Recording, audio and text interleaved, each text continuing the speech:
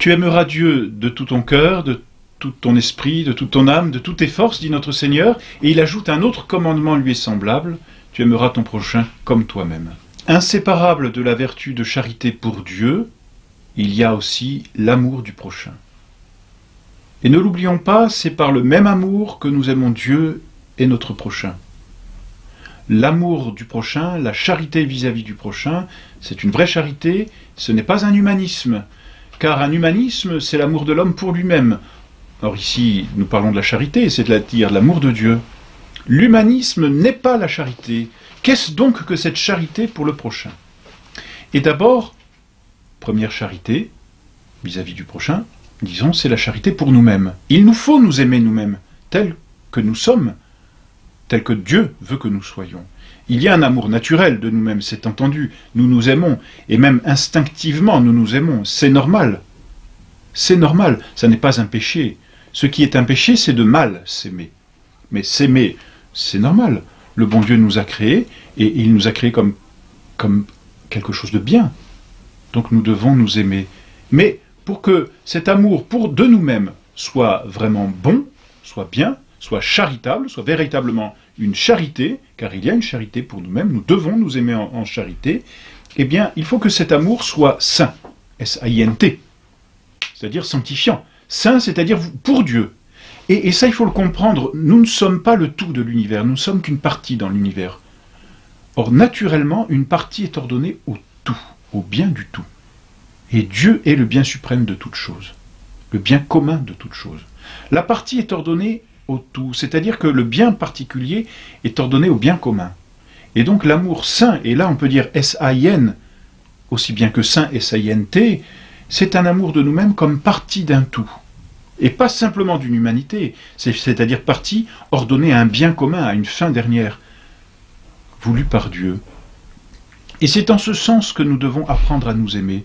Un peu, vous voyez, on le remarque dans notre corps, dans nos membres. Par exemple, lorsque nous tombons, que se passe-t-il? Eh bien, ce sont nos mains qui instinctivement, et sans que nous ayons à réfléchir, et heureusement parce que ça arrive vite, qui se proposent de rattraper le corps, et qui s'exposent à être presque même endommagés, abîmés, pour pouvoir préserver le reste. Lorsque quelque chose nous tombe sur la tête, ou que nous avons le pressentiment que notre tête va être abîmée, et nous savons, la tête est ce que nous avons de plus précieux, eh bien instinctivement, nos mains se proposent de protéger notre tête. La partie est au service du tout. C'est exactement cela. Et l'amour que nous devons avoir de nous-mêmes, c'est un amour pour notre bien commun. Et notre bien commun ultime, c'est Dieu. Voilà pourquoi la charité pour nous-mêmes est une charité pour Dieu. Nous aimons Dieu plus que nous-mêmes, et nous nous aimons comme partie d'un tout. Voilà. Donc la charité pour nous-mêmes doit être sainte. C'est un amour saint. Elle doit être juste, c'est-à-dire qu'elle doit être dans le bien, et non pas dans le mal, ça c'est entendu. De toute façon, dès que nous voulons le mal, nous allons contre nous-mêmes, même si nous ne le croyons pas toujours, mais nous allons contre Dieu. Et enfin, cet amour doit être vrai. C'est-à-dire que nous devons nous proposer non seulement un bien, mais le bien honnête, celui qui véritablement nous perfectionne le plus. Un bien, c'est ce qui nous apporte quelque chose. Il y a le bien délectable, il y a le bien utile, et il y a le bien honnête. Et le bien honnête, c'est la vertu, c'est celle qui nous épanouit et qui donne à toutes nos fonctions, à toutes nos facultés, à toutes nos capacités leur plein épanouissement. Voilà, la charité donc pour nous-mêmes, eh bien, elle doit être sainte, juste et vraie. Et finalement, cette charité pour nous-mêmes s'oppose à ce qu'il y a en nous de malheureusement de plus profond depuis le péché originel, c'est cette triple concupiscence, ce triple désordre que nous remarquons en nous-mêmes et qui est orgueil, volupté et cupidité. Par l'orgueil, nous proposons d'être à nous-mêmes notre propre fin. Nous ne nous reconnaissons plus comme partie d'un tout. Non serviam, dit Satan. C'est cela le péché de Satan, un péché d'orgueil, péché de haine de Dieu qui est notre fin et notre tout. Et Satan dit, je serai à moi-même ma propre fin. Je suis à moi-même mon propre tout. Je n'ai plus aucune dépendance. Eh bien, en nous, il y a toujours ce fond d'orgueil qui, malheureusement, reste. Et donc, il y a toujours en nous un amour disproportionné qui n'est plus sain, qui n'est plus juste, qui n'est plus vrai. C'est la première blessure contre laquelle il nous faut combattre par l'obéissance, mais la bonne obéissance, c'est-à-dire la dépendance vis-à-vis de Dieu. Deuxième blessure, c'est la volupté. C'est le plaisir illicite, c'est-à-dire que nos facultés inférieures, révoltées contre nos facultés supérieures, vont chercher leur bien particulier. C'est exactement la même chose que l'orgueil, finalement, mais dans un autre milieu, si l'on peut dire. C'est-à-dire que nos facultés inférieures, nos sens, par exemple, vont chercher leur propre bien en dehors de la raison. Donc c'est pareil, les sens se révoltent et disent « nous nous suffisons à nous-mêmes ». Nos passions se révoltent et disent « nous sommes autonomes, nous n'avons pas besoin ni de la raison, ni de l'intelligence, ni de la volonté, nous nous suffisons à nous-mêmes ». C'est la volupté. Et justement, pour vaincre cette volupté, il faut remettre en ordre, c'est-à-dire soumettre à nouveau, et ça n'est plus ça n'est plus seulement une question d'obéissance ici, mais soumettre à nouveau notre partie inférieure à la partie supérieure, c'est l'ascèse, c'est la mortification précisément. Et puis enfin, troisième blessure, c'est la cupidité. C'est celle qui nous fait vouloir notre bien non plus en nous-mêmes, non plus dans ce qu'il y a inférieur en nous, mais dans ce qu'il y a d'extérieur à nous, et de même plus inférieur encore, les choses matérielles. Et là, malheureusement, notre société regorge d'exemples. D'ailleurs, on voit bien comment cette triple concupiscence aujourd'hui se développe. Et la cupidité nous fait désirer avidement les biens extérieurs comme s'ils allaient nous procurer notre fin dernière. Et donc ils s'opposent directement à la charité s'ils ne sont pas mortifiés. Non, et cela, il nous faut les mortifier en nous disant que les biens extérieurs nous sont donnés par Dieu, parce qu'ils sont des créatures de Dieu, donc nous ne les nions pas, nous ne sommes pas manichéens en disant que la matière est mauvaise, pas du tout, mais ce sont des moyens qui doivent nous aider à servir Dieu, pas plus, mais des moyens, pas des fins. Voilà donc la charité vis-à-vis de nous-mêmes, et voilà comment cette véritable charité vis-à-vis de nous-mêmes engendre en nous un combat âpre, rude, difficile, contre cette triple concupiscence d'orgueil, de volupté et de cupidité.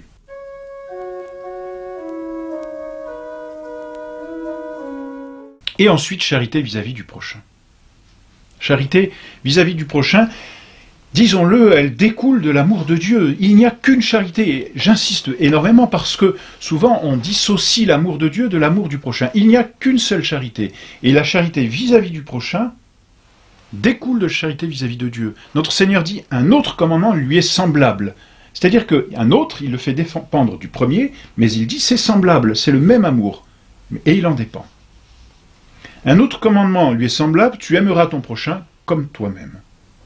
Qu'est-ce que cela veut dire? Ça veut dire que nous devons aimer notre prochain pour Dieu, en Dieu. Nous l'aimons naturellement, déjà, notre prochain. Et je dirais la raison nous le commande parce que les autres hommes participent de la même nature que nous. Ils ont donc une perfection, au moins antitative dans leur être, de ce qu'ils sont des hommes, qui est semblable à la nôtre. Et donc nous sommes portés à les aimer parce qu'ils sont nos semblables. Mais cela, ce n'est pas encore la charité, c'est un humanisme, c'est vrai. C'est pas un mal en soi, mais ce n'est pas la charité, et on ne peut pas confondre l'un et l'autre. Ce qui nous fait aimer notre prochain en charité, c'est que Dieu le veut pour son propre bonheur. C'est qu'il doit, lui aussi, il est prévu pour servir à la gloire de Dieu, et puis en plus, il est capable de béatitude. Le prochain, c'est-à-dire les hommes qui sont autour de nous, ont été créés par Dieu pour la gloire de Dieu. C'est déjà merveilleux. Donc ils sont là normalement pour servir Dieu, mais ils ont été créés aussi pour participer à cette gloire dans la béatitude, c'est-à-dire pour connaître Dieu face à face et l'aimer dans l'éternité. C'est le bien souverain. Or, aimer quelqu'un, c'est lui vouloir son bien. Et quel est le bien de notre prochain? C'est Dieu. Voilà pourquoi aimer notre prochain, c'est aimer Dieu dans notre prochain. C'est vouloir que Dieu soit glorifié dans notre prochain. Voilà ce que c'est que la charité. C'est pas simplement vouloir qu'il ait à manger, qu'il soit bien vêtu, qu'il ne souffre pas, ça ne suffit pas. Si on ne lui donne pas le bien souverain, on ne l'aime pas. Aimer, c'est vouloir le bien. Alors quand on aime notre prochain, en charité, on lui veut, puisque c'est la charité, le bien souverain, le bien ultime, la fin dernière, Dieu. Aimer en charité, c'est proposer à notre prochain Dieu lui-même. C'est l'amener à Dieu, c'est vouloir qu'il glorifie Dieu, c'est vouloir que Dieu soit glorifié en lui. Voilà pourquoi l'Église a toujours voulu cette charité par les missions qu'elle a encouragées dans le monde entier. Pourquoi? Pour apporter l'évangile du grec, bonne nouvelle, Bonne nouvelle, vous êtes fait pour Dieu. Bonne nouvelle, Dieu s'est incarné. Bonne nouvelle, Dieu vous donne la grâce. Bonne nouvelle, Dieu vous appelle à son intimité. C'est cela la charité pour le prochain. La charité pour le prochain, c'est pas lui dire « faites le mal, de toute façon Dieu est bonasse, Dieu est bon, Dieu vous pardonnera tout ». Pas du tout. On ne glorifie pas Dieu en faisant le mal. Donc la charité pour le prochain, c'est une charité, c'est un amour de Dieu dans le prochain. Et c'est un amour du prochain en Dieu, pour Dieu. C'est l'ordonner à Dieu. Voilà pourquoi le prochain, pour nous, c'est tous ceux qui sont capables de béatitude. Tous ceux qui sont capables de pouvoir aller au ciel. C'est ça la béatitude. Notre prochain, donc, ce sont tous les hommes qui sont sur cette terre, qui ne sont pas encore morts et qui peuvent toujours aller au ciel. Notre prochain, ce sont les âmes du purgatoire, qui ne sont pas encore en présence de Dieu, mais qui le seront bientôt quand elles seront délivrées de leur purification. Notre prochain, ce sont tous les saints du ciel, parce qu'ils sont déjà dans la gloire de Dieu. Et donc nous les aimons en charité pour la gloire qu'ils ont et qu'ils procurent à Dieu. Notre prochain, ce ne sont pas les âmes ce ne sont pas les âmes qui sont en enfer. Nous ne pouvons pas aimer en charité les âmes qui sont en enfer. Nous ne pouvons plus rien pour ces âmes. Elles sont damnées pour l'éternité. Elles ont reçu leur récompense, le jugement de ce qu'elles ont fait. Et pour l'éternité, elles sont maudites de Dieu. Allez au feu maudit, ce feu qui a été prévu pour vous de toute éternité. Elles ne peuvent plus servir Dieu. Elles ne peuvent plus le posséder. Elles ne sont plus capables de béatitude. Et ce n'est pas injuste, c'est qu'elles n'en veulent plus de cette béatitude. Ce n'est pas Dieu qui les rejette simplement, ce sont elles qui ne veulent plus de Dieu. On ne peut pas les aimer. On ne peut pas avoir de la charité pour le démon. On ne peut pas avoir de la charité pour les âmes qui sont en enfer. Et même on peut dire, on ne peut pas avoir de charité pour le pécheur qui veut le péché. La charité que nous avons pour le pécheur, c'est qu'il se convertisse et qu'il vive, dit Dieu. C'est cela. Encourager un pécheur dans son péché, c'est aller directement contre la charité. Ne pas reprendre le pécheur dans son péché, c'est aller contre la charité. Et nous voyons là les ravages qui peuvent être faits, même parmi les hommes d'Église, hélas. Et donc il nous faut aimer notre prochain comme nous nous aimons, c'est-à-dire d'un amour saint pour Dieu, d'un amour juste, vouloir le bien, son bien, et pas le mal, pas son mal, et d'un amour vrai, lui vouloir le bien honnête, et non pas le péché. Notre prochain, c'est une âme rachetée par le sang de Dieu. Et finalement, c'est cela que nous devons toujours voir lorsque nous aimons en charité. Ce sang rédempteur qui a coulé sur la croix, d'un Dieu innocent, mais pour racheter nos âmes. Et donc notre prochain, tant qu'il est sur cette terre, reste une personne capable de béatitude, rachetée par le sang de notre Seigneur. C'est le motif de notre charité. Alors, nous devons, puisque nous devons aimer le prochain, nous devons poser des actes de charité vis-à-vis de notre prochain. Nous devons lui vouloir le bien, c'est cela, aimer notre prochain. Des actes intérieurs, par la prière, tout simplement, prier pour notre prochain, mais aussi des actes extérieurs. Et ces actes extérieurs, on les appelle les œuvres de miséricorde. Et ces œuvres de miséricorde sont doubles.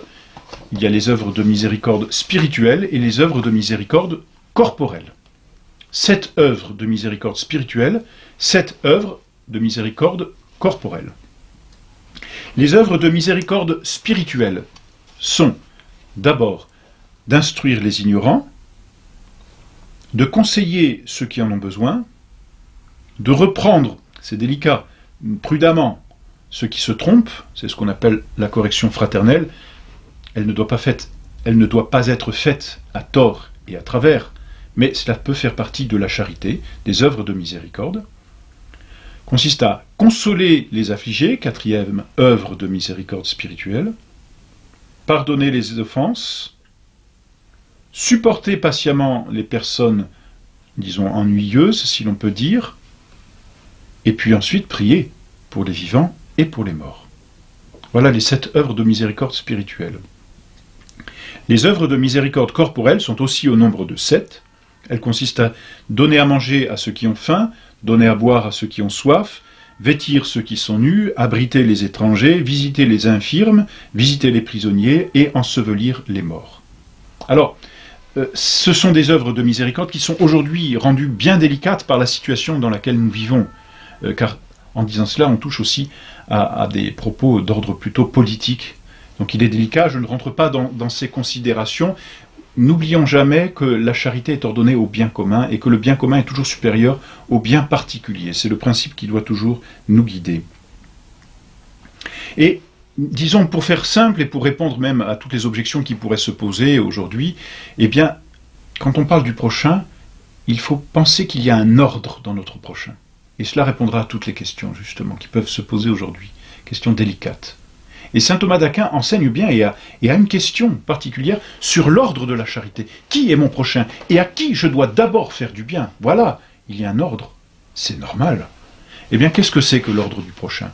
C'est simple. Nous devons aimer notre prochain en charité, c'est-à-dire l'aimer pour Dieu. Alors, l'ordre va être double et va disons, revêtir une double considération. La charité, c'est aimer le prochain pour Dieu. Nous devons donc d'abord aimer ceux qui sont plus proches de Dieu, car ils louent davantage Dieu. Et parce qu'ils louent davantage Dieu, nous devons les aimer davantage en charité. Tout ce qui est apte à mieux louer Dieu doit être plus aimé, puisque la charité, c'est l'amour de Dieu. Voilà pourquoi le prochain que nous devons d'abord aimer, c'est celui qui est plus parfait, plus proche de Dieu. Les saints sont plus aimables en charité que les pécheurs. Ça ne veut pas dire que les pécheurs ne sont pas aimables. On donne un ordre, c'est entendu. C'est le premier principe, mais il y a un deuxième principe aussi. Nous devons aimer notre prochain. Or, qu'est-ce que ça veut dire prochain? C'est celui qui est proche de moi. C'est-à-dire que nous devons commencer par aimer ceux qui nous sont proches. Et ceux qui nous sont proches, c'est ceux avec qui nous vivons. C'est ceux avec qui nous devons vivre. Ceux qui nous sont proches, c'est d'abord ceux de notre famille. C'est ensuite ceux de notre village ou de notre région et ceux de notre patrie. C'est cet ordre-là. Inverser cet ordre, c'est aller contre la charité, justement. Et là, on peut voir comment les véritables questions politiques qui se posent aujourd'hui trouvent leur réponse dans cette application de la charité, tout simplement. On aime d'abord ceux qui nous sont plus proches. Ceux qui nous sont plus proches, c'est ceux qui ont le plus de choses en commun avec nous. Tout simplement. Ce qui fait la proximité, c'est la communauté. Et donc on défend d'abord sa communauté, légitimement, naturellement, surnaturellement, et en charité. Et puis la charité nous commande aussi d'aimer notre ennemi, d'aimer nos ennemis. Qu'est-ce que cela veut dire, aimer nos ennemis? Ça veut dire au moins savoir pardonner les offenses, comme Dieu nous a pardonné sur la croix. Père, pardonne-leur parce qu'ils ne savent pas ce qu'ils font. Et ensuite, aller à leur secours lorsqu'ils en ont besoin, surtout du secours spirituel. Quand on peut procurer à quelqu'un la grâce de la conversion, on lui manifeste au plus haut point son amour de charité. On l'aime pour Dieu et on rend gloire à Dieu s'il se convertit. Bien sûr, tout comme la charité vis-à-vis de Dieu, on peut pécher contre la charité vis-à-vis du prochain. Par la haine, d'abord, c'est-à-dire par cette inimitié que l'on peut avoir contre le prochain, en lui voulant directement du mal, en le détestant profondément, ou alors en détestant ses qualités, pas son mal. Il faut détester le mal du prochain, on ne peut pas aimer le mal. L'amour doit être toujours sain, juste et vrai. Donc on ne peut pas aimer le mal. Et puis tout ce qui est discorde, querelle, rixe, guerre, tout cela, ce sont autant de péchés qui vont directement contre la charité.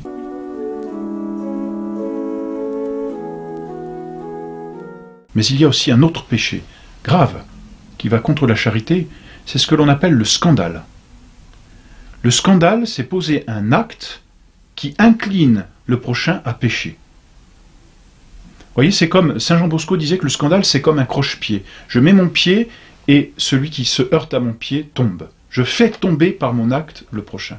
Je suis cause qu'il va pécher. Or, en causant le péché, je cause en lui la ruine de son amitié pour Dieu. Et donc, je détruis la charité par le scandale. C'est un péché extrêmement grave et dont les conséquences sont incalculables. On pense au scandale, par exemple, de Jean-Paul II, qui embrasse le Coran. C'est un scandale, puisque c'est reconnaître, parce que embrasser, c'est un signe d'amitié, c'est donner une amitié à ceux qui n'ont pas le vrai Dieu. C'est donner une amitié à une fausse religion. La réunion d'assises est un scandale, à proprement parler. La statue de Luther, mise récemment par François au Vatican, est un scandale. C'est comme si on lui rendait un hommage, lui qui a été condamné par l'Église. c'est encourager les protestants à rester dans leur erreur, et donc à vivre loin de Dieu. C'est un scandale, tout simplement. C'est un péché extrêmement grave, et ici qui va directement contre la foi. Le scandale est donc vraiment quelque chose qu'il nous faut éviter. C'est-à-dire, c'est un péché qui s'oppose à la charité parce qu'il tue dans l'âme du prochain son amour pour Dieu.